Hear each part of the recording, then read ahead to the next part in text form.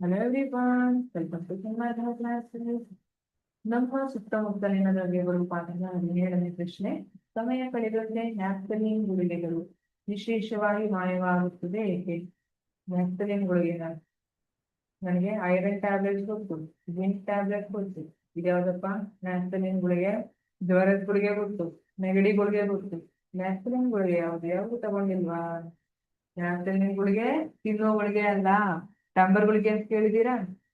Cupboard ಅಲ್ಲೆಲ್ಲ ಬಟ್ಟೆ ಮಧ್ಯದಲ್ಲಿ ಇಟ್ಟಿರ್ತಾರೆ, ಬಟ್ಟೆ ಜಿರಳೆ ಕಡಿಬಾರ್ದು ಅನ್ನೋ ರೀಸನ್ಗೆ ಅಲ್ವಾ?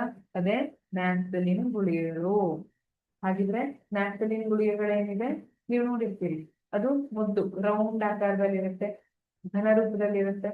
ಸ್ವಲ್ಪ ದಿನ ಬಿಟ್ಟು ನೋಡಿದ್ರೆ ಅದ್ರಲ್ಲಿರೋದಿಲ್ಲ, ಎಲ್ಲಿ ಹೋಯ್ತು? ಬಟ್ಟೆ ಎಲ್ಲ ಒದ್ದೆ ಆಯ್ತಾ? ಆಗಿರೋದಿಲ್ಲ. ಹಾಗಿದ್ರೆ ದ್ರವ ಸ್ಥಿತಿ ಹೋಗಿಲ್ಲ, ಮತ್ತೆ ಯಾವ ಸ್ಥಿತಿ ಹೋಯ್ತು?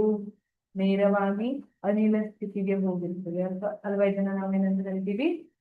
ಉತ್ಪತನ ಅಂತ ಕರೆದಿರ್ತೀವಿ. ಅದನ್ನೇ ಉತ್ತರವನ್ನ ಬರೆದ್ರೆ ಆಯ್ತು. ನ್ಯಾಪ್ಥಲಿನ್ ಗುಳಿಗೆಗಳು ಉತ್ಪತನ ಕ್ರಿಯೆಗೆ ಒಳಗಾಗುತ್ತವೆ.